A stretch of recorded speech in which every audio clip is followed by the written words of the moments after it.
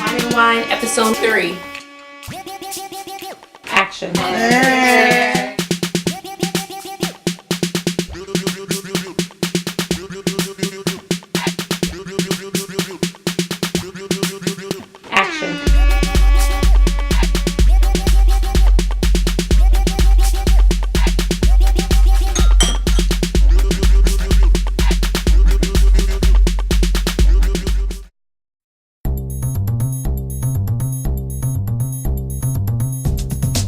Welcome to Wine and Whine, where us ladies get together and do a lot of talking and a little bit of drinking. Welcome, ladies. Hi. Hi. Jackie's unable to be with us today, but we have Rachel Auguste filling in for her. Hey, guys. And then we have our special guest, who's no newbie to the show, Raquel Botelho.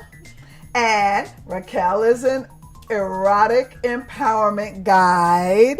It's so freaky, I stumble every time I try to say it. Last season, she performed some astrology readings for us, but today she's going to join us in our conversation on sex. With the evolution of online dating and the praise of the whole phase, it seems that single women have taken a more alluring approach to dating. So how do you all feel about this new age dating and women and sex and dating these days? I'm old-fashioned. I like the old-fashioned approach. I like when a man looks at a woman, and he's attracted to her, to go up to her and approach him like, can I have your digits and take you on a date? I prefer that. Would you approach a man? No. Never? Nah, it's not that never. I just think men are hunters and let them hunt. Do you use dating apps? The only dating app This I one use, is taken. Yeah, it's like I've never used The only dating app I use is Seeking Arrangements. It's a sugar daddy site. Do they have seeking older women arrangements? No, well that's Cougar Life, but sugar. They have a site for everything. Everything, right. They have like farmers match. Yeah. They have like ugly people match. Like they literally have a dating website for every type of flavor. But that Cougar one sounds right up my alley. Have you tried online dating? I have, and Was no luck. it successful? I don't know. No? I didn't like it. I guess I don't have the patience for it. Like, I like good conversation, and like a lot of the people that I was meeting on there, no conversation. It was like, hey, how are you? And I'm like, I'm great. And what's going on with you? Like, what do you do? And then it would be like one-liners, and that's it. And then I'm like, I'm over it. I did On to the next one. About a long time ago, about 8, 9, 10 years ago. And I met 5. I thought I was going to relocate. And I had met 5 guys, I think, here and 1 in the next town. And I'm pretty much friends still with all of them. Really? Like, they were all like the 5 that I went out with. You know, the hundreds came across that thing, much like the streets. But the ones that I met, that I went out with, except for one who acted a fool when I took him around some celebrities, and I had to never talk. Yeah, I was like, I ain't talking to you never again. But aside from him, I'm still friends with all of them, and several of them went on to get married within a couple of years. So I know that they must have been looking for me, but I haven't done it. The swiping thing wears me out. Oh my God, it hurts my finger after 30 minutes. Yeah, because it's 30 minutes worth of just swipe. losers. It's just such a strange concept to me, though, that we just look at pictures of people and within 5 seconds you determine whether or not they're But we do that on the street every day. Right. I mean, somebody, listen, when I was younger, a guy would come to talk to me like, beat it. Yeah. I didn't even give him like, I need personality. To me, it's so hard for me to find someone attractive in a picture. Yeah. I need like that conversation. I need that human Right, connection. exactly. Right. Like, But I must have it. I feel like the online dating is better than like how you're saying, like just walking down the street and seeing somebody and like, oh, you're not cute, because you got the bio. Like, I wouldn't like swipe someone if they were attractive and had nothing in their bio. Okay, so first I'll ask about this.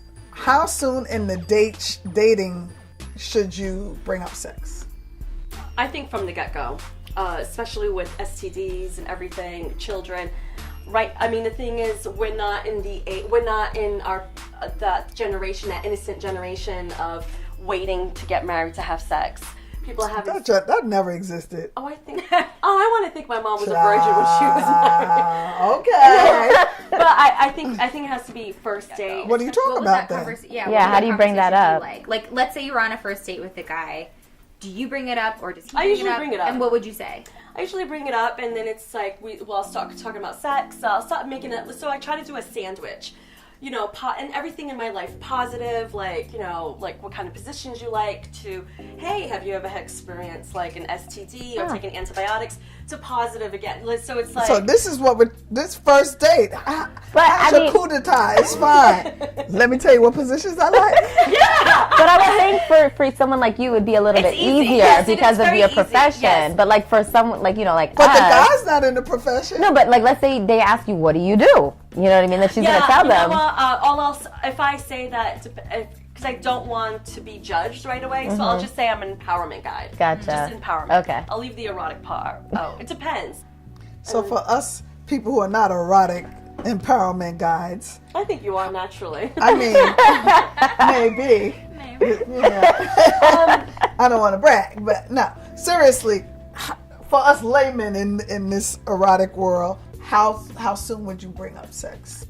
I think it depends, Yeah. right? On when it feels like you want to talk about it. I guess that's sort of a silly answer, but, you know, if it's, I think for me, I've brought it up when it was a burning enough desire that I've decided that it was time to talk about it. For me, I didn't necessarily bring it up super early because I wasn't necessarily interested in sex super early in the relationship. But then if it starts to become something that it's clear that I want, then it's worth having a conversation. What about if it's clear that they want it? Right. Well, that's a good point. So, I mean, So what do you do then when he's like, Well, if they bring it up first, we haven't desired? what's happening right now? Right.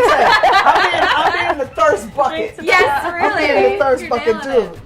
it. Well, then you would stop to have the conversation. I'm trying to Yeah. think, like, for me, this last relationship was different. I brought it up on the first date, only because I wanted to let him know it was going well and I wanted to see him again, that I was celibate. Yeah, that's And so That's I a was whole like, other conversation. yeah. So do you think in this conversation of sex versus celibacy, do you think that the 90-day rule still exists? I think that's torture for both of us. I mean, to me, if I'm attracted to them and I feel safe with them in this connection and chemistry, and there's this erotic, you know, sensual atmosphere, it's going to be challenging for me, even when I'm celibate, to do the 90-day rule if there's that like connection with someone and you're feeling like that safety, that unity, that love. But can't you create intimacy other ways? Right. I mean, I found that No, of not having course. sex Yeah. actually created a more connection oftentimes because you I weren't like just to be filled romancing the up. bone. You know, if I'm Filled up, if I'm literally in love and with someone- figuratively. Yes, if I'm feeling these love feelings, I do want them, and I want them to fill me up and feel that heart to heart connection. Woo! This conversation right here. Whew, this was a lot. Let's go to our business spotlight so I can get myself together.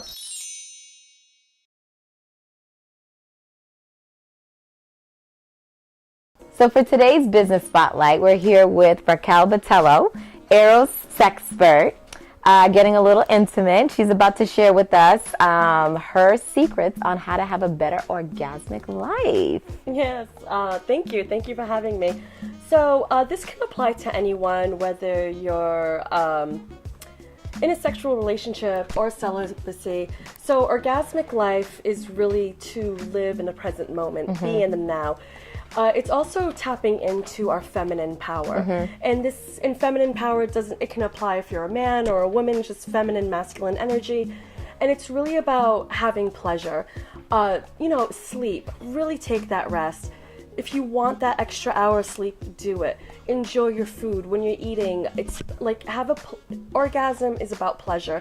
Really take your time and enjoy that meal. Take your time and take that bath. When you lotion yourself up, really feel your body. So how do you help people lead a balanced, pleasurable life? It has to be custom and what people are ready for. So for instance, I have a couple of female clients. Both of them are very corporate. Really, it's like I provide them my space. And then, it's like take that bath, drink that glass of wine, read that book that you want, get that massage that you deserve. Got it. So we're setting that environment that they would normally be in that at home, sensual, everyday life. yeah. Got it. Okay. So how did you get into this erotic industry? Tell us. Oh my! So I grew up Catholic. I grew up in a very Portuguese Catholic home, Portuguese Azorian, which is really strict. And then when I was 18, I was engaged. It was a very abusive relationship. And then one day I was like, you just screw all of this. Right. And I went to the nearest gentleman's club and I was like, oh my God, this is the light, the music, the lights, everything. So I got into that, and then it was the whole shame and guilt. So it just became a process. So I would leave thinking I shouldn't be doing this. I should, finish school, go to college, quit, come back. And then now I'm like, I really want to teach people who want to be in the erotic industry how to do it in the way that still holds integrity, self-respect, and boundaries, and enjoy themselves and then live an abundant life with this. So it took me 18 years where I'm at right now. Wow. And there was a lot of shame and guilt. Gotcha. Okay. Raquel, thank you so much for coming on the show today and having this steamy conversation with us. It was great. We loved having you. Thank you for having me. Today we're drinking a Vintales Bloomin Late wine. Now this South African wine is lean and it's got fragrant notes of honeysuckle, pear, apricot, and mango. This is a light-bodied wine and it would be delicious with Mexican or Asian food or even with fruit. If you'd like to pick up a bottle of this, you can go to Bronx Spirits or Bronx Cheers, or if you're like me and you don't even want to leave your house, you can download the momentsandwine.club app, make your selection, and have it shipped directly to you. We have the QR code here. You can scan it for access. Cheers.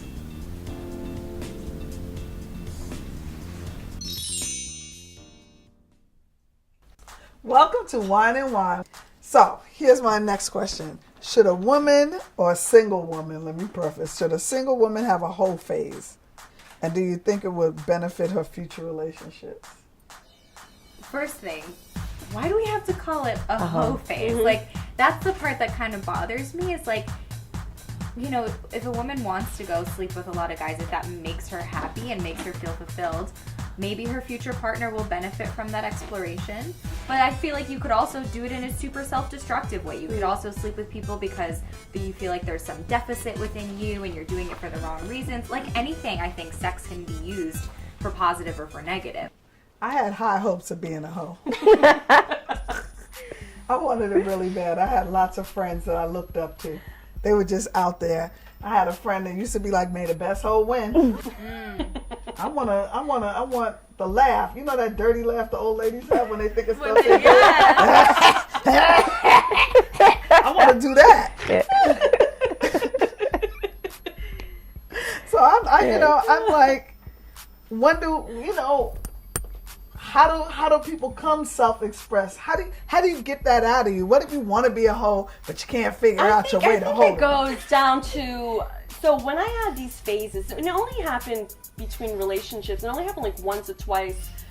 So I had like in 2014 I had a phase, but that cave woman. I was like that cave woman, like where's that dick? You know what I mean? Like it was like it's just like embodiment of this like it's like someone who wants to eat like it's like literally it's literally going to a buffet and stuffing yourself. Oh, okay.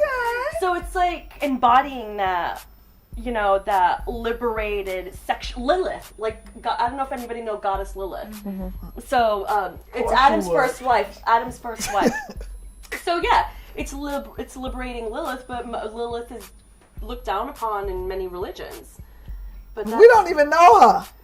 She was Adam's first wife, and she got kicked out of Earth because she wanted to ride Adam, and then Adam was a bitch, and God was like, I'll just send her to hell so she can fuck everybody in hell, and he's like, I'll take the rib out of Eve. I'll take the rib out of you and make Eve. So where did Lilith come from? What is that in Genesis? It was Lilith. 0.5? Yeah, it's 2.0. It ain't in 1. Yeah, it's Lilith and It ain't in Adam. chapter 1, verse 1. It don't come up. What's it? Yeah, chapter 0, verse 0.5. I didn't like that she wanted to ride him because new she was, Bible. yeah. What's it, how they say that in the King's English? Thou dost notteth, rideth. Adamant. What the hell? Making up chapters. So is it acceptable now for women to have multiple partners? I think so. I think as a New Yorker, yeah, I think so. Sure depends What where about you it? live. Yeah. If you ask What in about an rural Iowan? Alabama, yeah, probably not the same. Probably if you go down south where it's more conservative. No. You know, it's a little bit more frowned So upon. you're saying in New York is, you know. I think as a New York, we have privilege and we have freedom to be a hoe. I am taken aback by this conversation. Thank you for tuning into this week's episode of Wine Whine. It's been great. And if you have any comments, please leave them below. And if you have a topic that you'd like to talk about, leave that in the comments below as well. And if we use it, we'll give you a shout out. And don't forget to tune in every Wednesday at 7:30. We'll see you next week. And see you next week.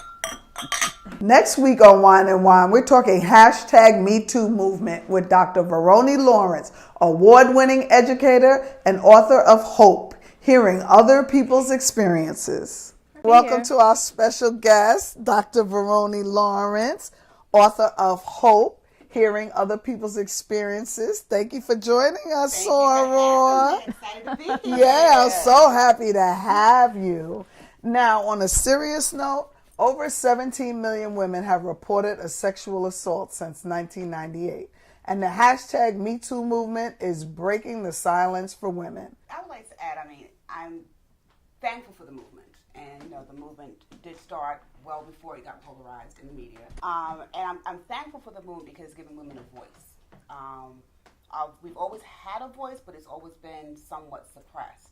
But I don't think it's really a far-fetched idea that, yes, some people are looking for their moment in the spotlight. And this movement has taken on such a momentum that it's easy just to kind of segue into it.